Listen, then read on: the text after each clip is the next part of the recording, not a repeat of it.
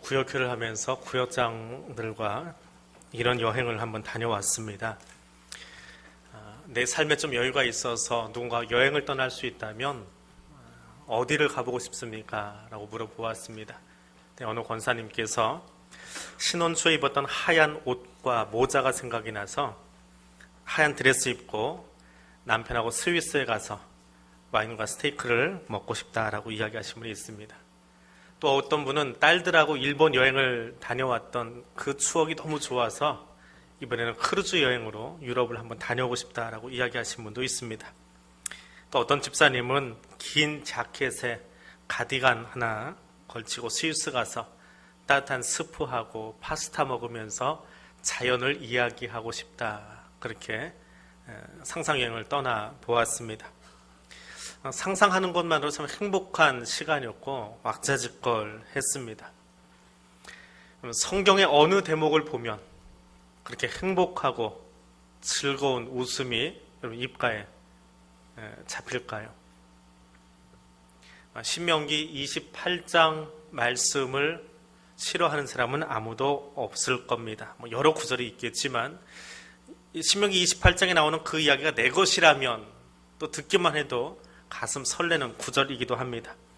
여호와께서 너를 세계 모든 민족 위에 뛰어나게 하실 것이라. 내가 성읍에서도 복을 받고 들에서도 복을 받을 것이며 내 몸의 자녀와 토지의 소산과 내 짐승의 새끼와 소와 양의 새끼와 내 광주리와 떡반죽 그릇이 복을 받을 것이며 내가 들어가도 복을 받고 나가도 복을 받고 너를 대적하기 위해 일어난 적군을 여호와께서 물리치셔서 내 앞에 치러 왔다가 7길로 도망할 것이다. 이 복 다 받으시기 바랍니다. 이 복을 받을 뿐만 아니라 나누어 주신 여러분 될 수 있기를 바랍니다. 정말 이런 복 받고 싶으십니까? 혹시 받고 계시는 분 계십니까? 정말 받고 싶은 복이지요. 근데 이게 아무도 이런 복을 받아본 경험이 없고 그냥 거기 써 있다고만 한다면 신명기 28장은 뜬구름 잡는 이야기입니다. 그런데 성경에 실제로 이 복을 누려본 사람이 있어요. 누굴까요? 예전에도 한번 힌트를 드렸는데 제가 그렇게 할 때는 성경 본문이 답이라고 그랬잖아요. 누구요? 이삭이에요. 이삭의 삶을 보면 신명기 28장의 그 복을 다 누려본 사람입니다. 그러면 어떻게 살면 신명기 28장의 이야기가 내 것이 될 수 있느냐? 답은 간단해요. 오늘 본문에 나오는 이삭의 이야기를 집중해서 보시면 됩니다. 그리고 이삭처럼 그 복을 받아 누리시게 되기를 바랍니다. 첫 번째로 복의 비결은 말씀에 순종한 자를 복 주시는 하나님이심을 믿고 행하시기를 바랍니다. 자, 이삭의 이야기 창세기 26장은 이렇게 시작합니다. 이삭이 머물던 땅에 흉년이 들었더라 라고 합니다. 그런데 이삭 때에만 들은 이야기가 아니라 아브라함 때에도 이미 흉년 들었던 땅입니다. 그러니까 그 땅은 대대로 흉년 드는 척박한 땅이더라 라고 하는 것입니다. 지금 우리나라도 가을 가뭄이 장난이 아니다, 그렇게 표현을 할 정도로 기사들을 보았습니다. 특별히 충청 북부 지역에 콩, 무, 배추 심어놓은 것은 땅이 다 갈라져서 이번 가을 김장, 수도권의 가을 김장 값이 치솟지 않을까. 가을 김장만 문제가 되는 게 아니라 내년 봄에는 더 심각할 것이다 라고 하는 예측도 있습니다. 그래서 가뭄이 심하다 보니까 산간 지역에 사시는 분들이나 강원 영동 지역에 사시는 분들은 시가 나서서 혹은 군수가 나서서 절수 운동을 벌이고 있다고 합니다. 뭘 씻다가 물을 틀어놓고 이렇게 씻고 있으면 괜히 미안한 생각이 들어서 요 며칠은 물을 훌떡 잠궈버리기도 합니다. 누구는 물이 없어서 시가 나서 물 잠근다는데 너무 낭비하는 거 아닌가 하고 이렇게 슬쩍 한 번 더 수도꼭지를 잡아보곤 합니다. 근데 이삭이 머무던 땅에 기근이 찾아왔습니다. 그것도 한 번이 아니라 1절을 보니까 아브라함 때에도 이미 기근이 있었습니다. 그런데 그곳에 다시 기근이 흉년이 찾아옵니다. 아예 그 지역은 물이 없는 땅이다. 그렇게 볼 수 있지요. 그래서 이삭은 이민을 결심합니다. 어지간히 어려워야지요. 차라리 남의 땅 가서 사탕수수를 베고 혹은 미국에서 접시를 닦고 혹은 독일 가서 광산에 들어가서 석탄을 캐는 한이 있어도 그렇게 돈이라도 벌어서 내 자녀들, 우리 형제들 먹일 수 있다면 하고 나갔던 우리 선배, 또 우리 아버지들, 할아버지들 세대가 있습니다.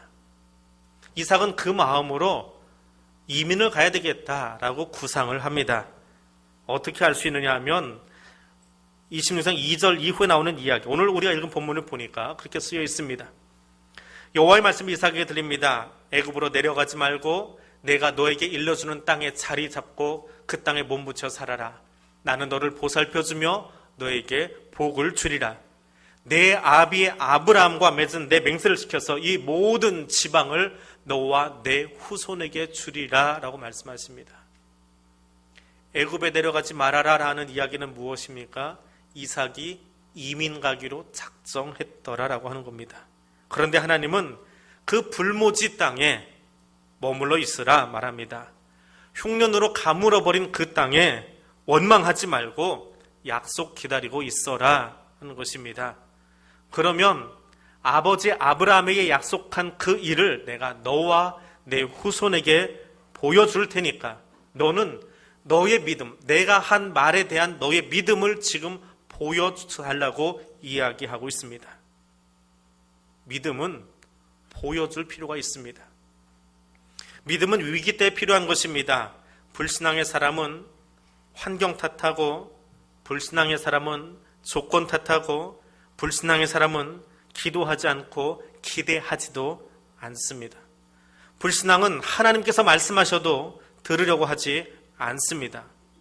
불신앙은 역사의 주관자이신 하나님을 보지 않고 눈에 보이는 현상만 중요하게 생각하는 사람입니다. 그래서 늘 원망하고 투정 부리고 탄식하면서 나만이 아니라 주변 사람들에게까지 그 영향력을 끼치는 것이 불신앙의 사람입니다. 그래서 그들은 하나님의 역사를 경험할 시간이 없습니다. 그런데 이삭이 여호와의 말씀을 듣습니다. 듣고 애굽으로 내려가려던, 이민 가려던 발걸음을 멈추고 그 아래 서 있습니다. 그 아래에서 애굽은 지척입니다. 그런데 애굽으로 가지 않습니다. 한 걸음만 더 나가면 시나이 반도를 지나서 이집트로 갈 수 있는데 거기서 하나님의 약속을 믿고 멈춰 섭니다. 그리고 그 땅에 씨를 뿌립니다. 하나님, 내가 하나님의 약속을 믿고 순종하면서 여기 씨를 뿌리고 머물겠습니다. 그렇게 이삭의 고백이 삶으로 나타납니다. 그러더니 12절에 이렇게 나옵니다. 이삭이 그 땅에서 농사하여 그 해에 100배나 얻었다 라고 말합니다. 언제요? 그 해가 언제입니까? 이삭이 순종하고 믿음을 보여주었던 그 해에 농사에서 100배의 결실을 거둡니다. 일반적으로 농사는 하나를 심어서 적게는 2배 아니면 40배까지의 씨앗을 거둔다고 합니다. 그런데 이삭은 100배의 수확을 거두었습니다. 농사에 익숙하지 않은 유목민 이삭이 첫 농사를 지어서 100배의 수확을 거두었습니다. 그 아래 토지가 어떻게 생겼는지 알지도 못하는 이삭이 남의 땅에 가서, 남의 지경에 가서 거기서 100배나 거두었습니다. 하나님의 말씀을 듣고 순종할 때에 하나님이 주시는 은혜가 시작됨을 오늘 이 말씀을 들으면서 기억하시고 순종의 자리로 나아가는 저와 여러분 되어줄 수 있기를 원합니다. 두 번째로 여호와께서 복 주심으로 형통함을 믿으시기 바랍니다. 12절에서 창세기 기자는 이삭이 100배를 얻었다라고 말한 뒤에 여호와께서 복 주심으로 라고 적고 있습니다. 근데 이 문구, 여호와께서 복 주심으로 라고 하는 이 문구는 앞에 있는 이삭이 100배를 얻었다라고 하는 말을 수식하기 위해서, 가르치기 위해서 쓰여진 문장이 아닙니다. 그냥 순종했더니 주어진 것은 100배의 결실이에요. 그리고 우리가 번역이 빠진 거예요. 그리고 여호와께서 복 주심으로 어떤 일이 생겼느냐? 그것이 13절 14절이에요. 그 사람이 창대하고 왕성하여 라고 나옵니다. 공동번역에는 어떻게 나오느냐 하면 여호와께서 이렇듯 복을 내리셔서 그는 부자가 되었습니다. 점점 재산이 불어서 마침내 거부가 되었습니다 라고 번역을 합니다.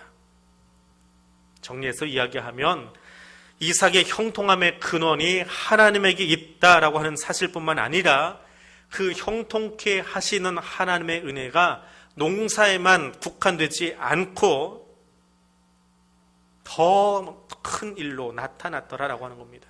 그것이 여호와께서 복 주심으로 라고 하는 말입니다. 이삭이 하나님의 말씀을 믿고 순종해서 걸음을 멈추고 그래서 농사 지었더니 믿음의 대가로 순종의 대가로 농사가 100배의 결실을 거두었습니다. 그리고 하나님은 신이 나셔서 그에게 복을 주셨는데 그대는 어떤 일이 일어났느냐? 그것이 13절과 14절입니다. 형통한 삶을 살기를 원하십니까? 복의 삶을 살기를 원하십니까? 그러면 말씀을 믿고 거기에 기대어 사십시오. 그럼 하나님께서 반드시 여러분의 생을 책임져 주십니다. 여호와 하나님의 복의 근원임을 믿는다라고 하는 것은 하나님이 단지 내 농사 책임져 주신다라고 하는 말이 아닙니다. 내 양 몇 마리 책임져 주신다라고 하는 것 아닙니다. 하나님이 복 주셔서 일어나는 일들, 이삭에게 일어났던 일들을 13절을 한번 보십시오. 그 사람이 창대하고 왕성하여 마침내 거부가 되었다라고 말합니다. 어떻게 되었다고요? 거부가 되었답니다. 근데 여기 쓰인 히브리어 단어가 참 재미있습니다. 여호와께서 복 주심으로 그의 풍요로움은 그칠 줄 모르고 계속되었다라고 하는 말이에요. 그게 창대하고 왕성해졌다라고 하는 말의 뜻입니다. 창대해졌다, 과거형이 아니에요.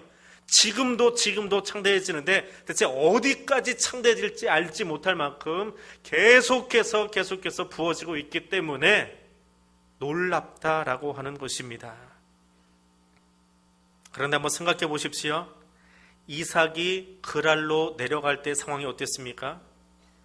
자기 살던 땅은 흉년이 들어서 기근이 심해서 여기 있다가는 못 살겠다, 이민 가자 하고 내려가던 사람입니다. 아브라함처럼 아버지처럼 처량하게 자기 고향을 떠나가고 있습니다. 이주민입니다.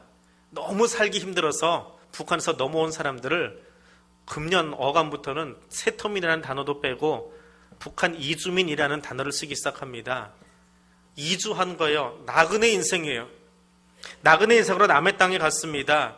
그러니 풍요로워질 건덕지, 풍요로울 수 있는 어떤 끈앞은 아무것도 없는 사람들입니다. 기대해 볼 수가 없지요. 그런데 어떻게 그가 부자가 되고 어떻게 형통하기를 바라겠습니까? 방법은 한 가지예요. 여호와께서 복 주심으로. 내가 수고하고 내가 노력해서 힘써서 되는 것이 아닙니다. 전적으로 하나님의 은혜입니다.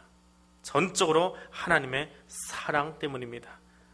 그래서 창세기 기자는 13절에서 마침내 거부가 되었다. 이 말을 직역하면 그리하여 그가 큰 부자가 될 때까지 계속 부유하게 되었다. 누구 때문에? 여호와께서 복 주심으로. 이삭의 부유함이 상상 이상이더라라고 하는 말입니다. 하나님이 사랑하시는 자를 향해서 형통하게 하실 때는, 창대케 하실 때는 혀를 내두를 정도라고 하는 거예요. 공부가 취미인 사람들이 있습니다. 저는 공부가 일이에요. 앉아있는 게 힘들어요. 그런데 공부가 취미인 사람들은 앉아있는 게 취미예요. 책을 보는 게 취미예요. 쉬는 시간에 사전 보는 게 취미예요. 그 사람들은 서울대 가는 게 당연해요. 거기는 공부가 취미인 사람들이 모이는 거예요. 여기 공부가 취미이신 분들이 있으세요? 근데 내가 취미인 것, 내가 잘하는 것으로 사는 것은 다른 사람들이 보기 이상하지 않아요. 전국에서 1등 하는 애가 서울대 가는 게 그게 이상합니까? 당연한 거지요. 근데 그 아이가 다른 일로, 어떤 이유로 다른 대학을, 지방의 대학을 그 군을 살리기 위해서 갔다. 그건 좀 특이한 기사거리가 되겠지요. 내가 노력하고 수고해서 무엇이 일어난 것은 어쩌면 당연한 일이에요. 이삭이 창대하게 되었다는 것은 당연하지 않은 일이에요.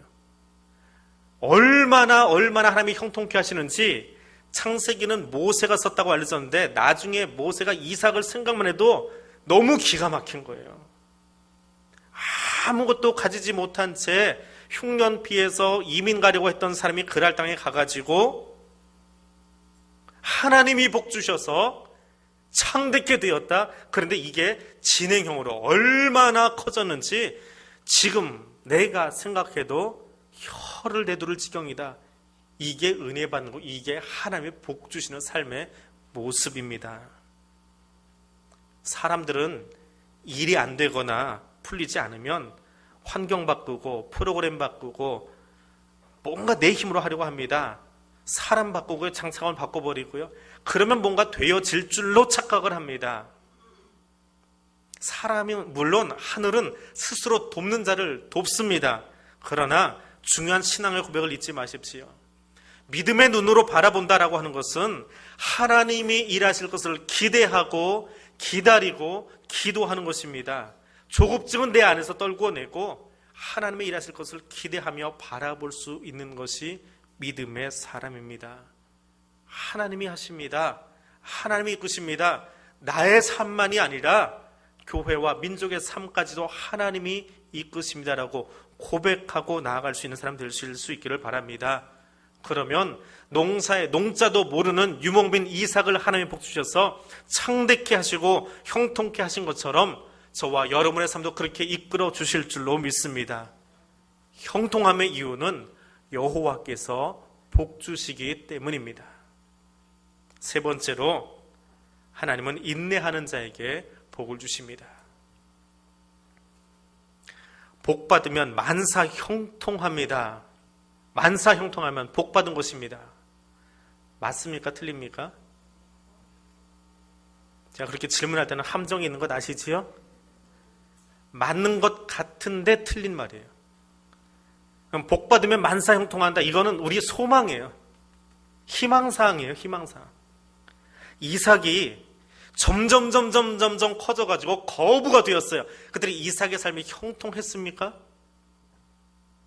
그 시기 질투가 얼마나 대단한지 모릅니다. 관계란 관계가 다 엉망이 되어버리기 시작합니다. 이삭이 그랄에 들어갈 때에 나그네처럼 들어갔어요. 흉년피해서 내 짐승들에게 먹을 게 없어서 그냥 그거 끌고 그랄까지 갔습니다. 그랬더니 그랄 사람들이 마음이 좋아요. 이삭이 어디서 종자씨를 구했겠습니까? 이민 온 나그네에게 그랄 사람들이 종자 씨앗을 주었을 거예요. 농사 지으라고. 사업 쫄딱 말아보는 한 친구를 바라보면서 그 친구에게 누군가 종잣돈을 쥐어 주었습니다. 이거 좀 일어서라고. 그래서 그걸 가지고 농사를 지었습니다. 그런데 나는 내 땅에서 이 씨앗 가지고 농사 지었는데 4배 혹은 20배 수확을 거두었어요. 그런데 저 인간은 말이에요. 저 이삭이라는 인간은 농자도 모르는 사람이, 이 토질도 모르는 사람이 와서 농사 지어가지고 100배를 거두었어요. 얼마나 배가 아플까요? 주기는 내가 씨앗 줬는데. 사업이 안 돼서 사업 좀 해보라고 종잣돈 줬더니 나는 아직도 슈퍼하고 있는데 쟤는 대기업을 일으켰어요. 얼마나 배가 아플까요?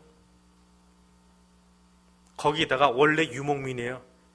농사가 잘 되니까 그 양에게 소에게 좋은 것으로 먹여서 그런지 양과 소도 많아졌대요. 이것이 많아지니까 관리할 사람이 필요해요. 얼마 전까지만 해도, 작년만 해도 먹을 게 없어서 우리가 종잣돈 빌려주었던 사람인데 이제는 우리를 종으로 삼아서 그것을 관리하게 되어지는 CEO가 되어지는 거예요. 회장이 되어지는 거예요. 얼마나 배가 아파요. 그래서 블레셋 사람들이 어떻게 합니까? 그 미움과 그 증오, 그것을 가지고 우물을 메꿔버립니다. 우물 메꾸면 무슨 일이 생깁니까? 농업 용수 될 수 있습니까? 매일 물 먹어야 되는 이 양과 소, 짐승들은 뭘 먹고 살아갑니까? 아예 먹을 근원을 다 막아버린 거예요. 아니, 숨 쉴 수 있는 터럭을 좀 남겨놓고 밀어붙여야지. 쥐를 구석으로 한번 몰아보십시오. 도망갈 곳 없이 한번 몰아내보십시오. 어떻게 하나. 그 쥐가요, 고양이 코를 물어버립니다. 해봤거든요, 제가. 구석까지 몰아붙이면 그렇게 해요. 쥐도요. 그런데 이삭이 어떻게 합니까? 이삭 입장에서는 할 말이 참 많습니다. 그랄이나 뒤에 나오는 우물들이요, 이미 아버지가 한 번씩 파보았던 우물입니다. 지나가긴 했지만, 그리고 그들이 파준 게 아니고 내가 열심히 파서 만들어 놓은 거예요. 그들이 종잣돈 빌려주긴 했지만 정말 살아남아 보려고 열심히 일구어 놓은 거예요. 그런데 농작물에 손댄 게 아니라 아예 농사 못 짓게 우물을 막아버리고 짐승이 먹을 물까지 막아버린다고 하면 얼마나 야속하고, 종잣돈 대준 사람이긴 하지만 얼마나 화가 났을까요? 짜증도 났겠지요. 싸워서라도 우물 다시 파내라고 하고 쟁취할 만하지 않습니까? 그런데 이삭은 싸우지 않아요. 다른 곳으로 옮겨갑니다. 그리고 에색이라고 부릅니다. 근데 이 이삭이 이사 다니는 곳을 지도에서 찍어보니까요, 참 힘들었을 것 같아요. 어릴 때부터 지금까지 이사 다닐 흔적을 초본으로 떼어보니까 한 30개 넘게 나와요. 저희 아버지는 동네에서 이사하셨습니다. 주소지가 앞집, 옆집, 뒷집 이렇게. 중학생 때 저희 집 잠실에 살 때까지 그렇게 이사 다녔어요. 근데 저는 아버지보다 통이 커가지고요, 이사를 다녀도 서울, 제주, 속초 이러고 찍고 다녔습니다. 그런데요, 이사 다니는 게 얼마나 스트레스인지 아세요? 환경이 달라지고 사람들이 달라지고요, 서울과 속초, 서울과 제주의 문화가 달라요. 그 문화 적응하는 시간이 필요해요. 얼마나 스트레스가 심한지 아십니까? 이삭이 그랬다고요. 에색에서 신나로, 신나에서 르호봇으로, 브엘세바로 도시와 도시로 옮겨 다닙니다. 그런데 원칙이 하나 있어요. 절대로 애굽으로 이민 가지 않아요. 하나님이 이 땅에 머물러 하니까 그 땅만 돌아다닙니다. 싸우지 않아요. 쟁취하지 않습니다. 싸워서 다 얻어낼 수 있어요. 왜? 내가 가서 우물 받고 내가 가서 수고했는데, 그래서 우물 나오는데 내 건데 왜 니들이 하냐고 소송 제기할 수 있습니다. 요즘 한국 사람 제일 좋아하는 거 있잖아요. 껐듯하면 법정으로 들고 가는 그 일들 얼마든지 할 수 있어요. 근데 이삭은 하지 않았어요. 왜요? 하나님 때문이지요. 원망하려고 들면 하나님께 따질 이야기가 얼마나 많습니까? 하나님, 기왕 주시려면 좀 편안하게 해주시지요. 기왕 하시려면 주변 이웃들도 좀 괜찮은 사람들 좀 붙여주시지, 왜 이렇게 까칠한 인간들만 내 옆에 붙이셨습니까? 여기서 복 주신다고 하셨잖아요. 근데 가는 데마다 우물 막아버릴 건 뭡니까? 기왕 하실 거면 다툼이 없는 동네로 좀 보내주시지, 또 옮겼더니 거기도 다투는 동네예요. 정말 애국 가고 싶어요. 차라리 어느 안 통해도 거기 가서 살고 싶어요. 그 말 여기까지 올라왔을 거예요. 그런데 이삭은 14절에서 22절까지 이사 가는 동안에, 우물 파기 위해서 동네 옮기는 동안에 단 한 번도 원망하지 않습니다. 양보하고 비켜주고 애굽으로 넘어가지 않습니다. 하나님이 나와 내 자손에게 이 땅 주신다고 약속했으니까 그것만 믿는 거예요. 하나님 믿고 인내하는 거예요. 인내는 내 의지로 하는 것이 아니라 하나님의 약속이 있기 때문에 인내할 수 있는 거예요. 그 인내의 절정이 무엇이냐? 그것이 브엘세바입니다. 그래서 제단을 쌓습니다. 하나님의 약속을 기억하면서 예배자로 나아갑니다. 사람의 방법, 사람의 기술, 사람의 요령으로 하지 않습니다. 하나님의 일하심을 요청하고 하나님께 자신을 내어 맡깁니다. 마음은 부대끼겠지요. 힘들겠지요. 그런데 그 마음까지도 제단에다 올려놓는 거예요. 하나님 약속하셨지요. 이제는 여기 내 이 썩어가는 마음도 다 올려놓겠습니다. 하나님이 해결해 주세요. 부딪혀 싸워서 믿음 잃어버리고 싸움밭을 하다가 교회 떠나는 것이 아니라 그 어려운 때에 하나님 앞에 예배자로 서는 거예요. 손해보고 양보하고 하나님의 영광 가리지 않기 위해서 엎드려 기도하는 자리로 나아간 것입니다. 그것이 예배 자리예요. 내 방법을 찾는 것이 아니라, 내 요령으로 하는 것이 아니라 하나님이 하시도록 나를 내어놓는 것입니다. 그랬더니 하나님이 누구를 바꾸십니까? 블레셋 왕의 마음을 바꾸십니다. 그리고 그가 이삭에게 찾아와서 너는 내가 도저히 감당할 수 없겠다. 아무리 이 우물을 몇 번씩 막아놔도 다시 우물을 그 척박한 사막 땅에서 연 강수량이 5mm, 10mm도 안 되는 그 땅에서 가는 곳마다 우물을 파대는데, 야, 너는 내가 감당 못하겠다. 너를 지키는 신 때문에 내가 감당 못하겠다. 그가 무릎 꿇고 평화의 죄악을 맺게 하십니다. 그게 하나님이 형통케 해주시는 거예요. 자신을 내어놓았더니 하나님이 선물을 주십니다. 하나님이 바꿔주십니다.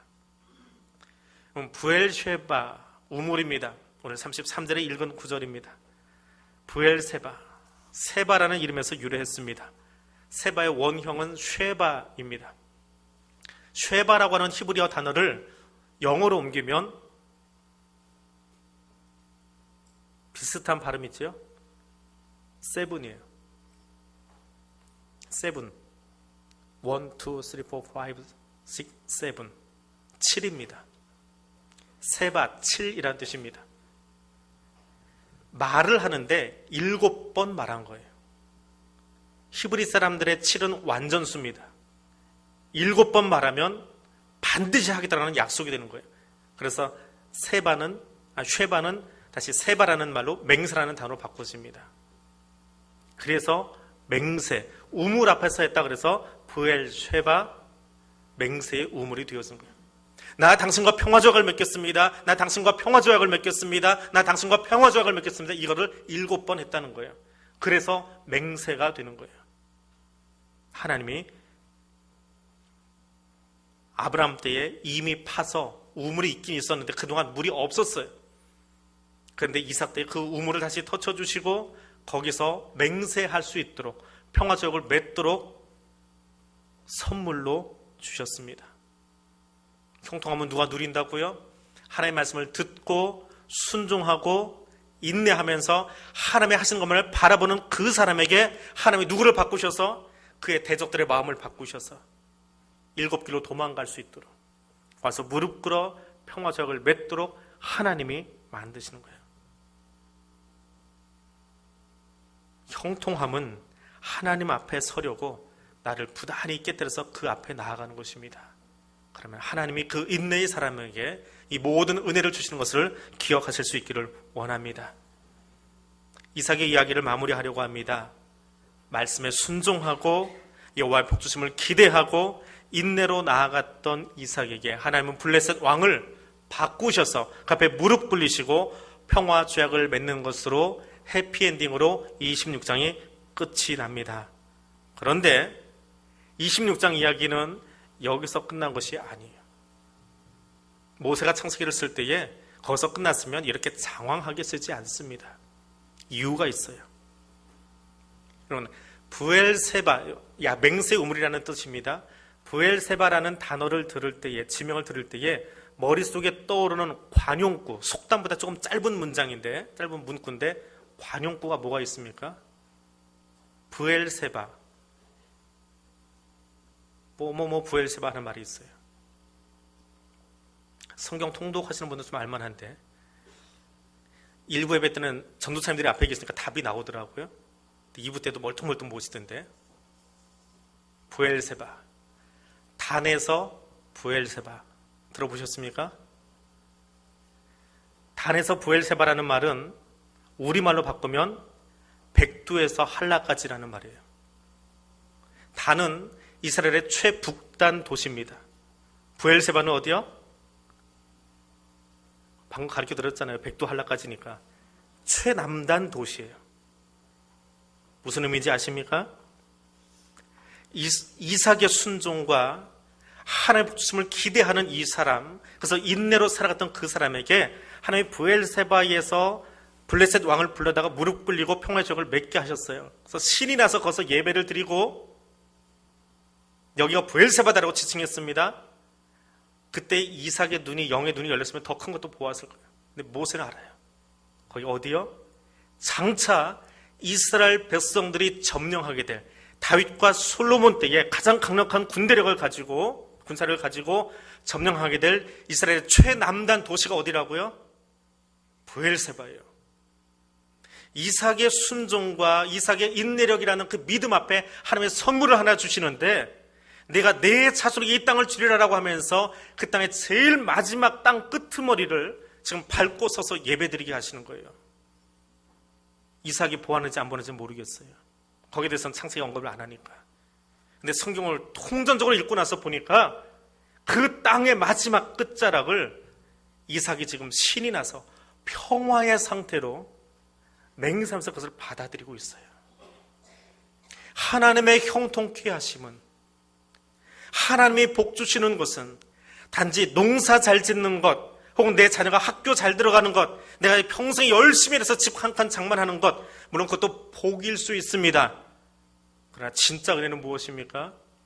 오늘 내가 밟는 그 땅, 오늘 내가 예배드리는 그 땅이 장차 내 자녀들이 밟게 될 하나님의 나라임을 기억하고 살아가는 것입니다.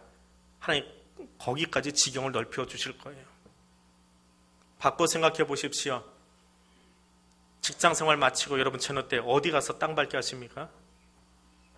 어디 가서 식사하십니까? 이삭이 밟았던 브엘세바가 이스라엘의 마지막 땅 끄트머리의 영토가 되었다면, 마지막으로 오늘 밤 혹은 여러분 일과를 마치고 저녁 때 가서 밟고 있는 그 땅이 나중에 여러분이 자녀들이 살아가면서 마지막으로 밟게 될 그 자리라고 생각한다면 거기가 어디여야 되겠습니까?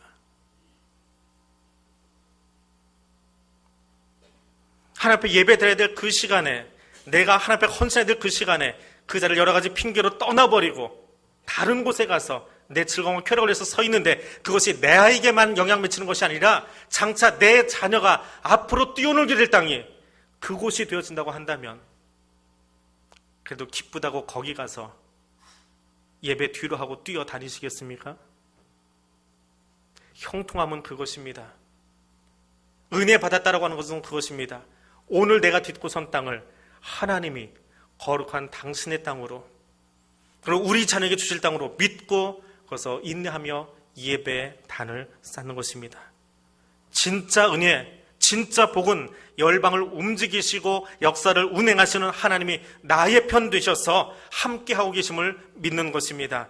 그리고 내가 밟는 땅이 하나님의 땅 되도록 지금 나를 사용해달라고 제단 앞에 무릎 꿇는 것입니다. 오늘 그 은혜의 주인공으로 사시기를 바랍니다. 그리고 오늘 그 형통함의 주인공으로 사시는 사랑하는 성도들 되어주시기를 주님의 이름으로 축복해드립니다.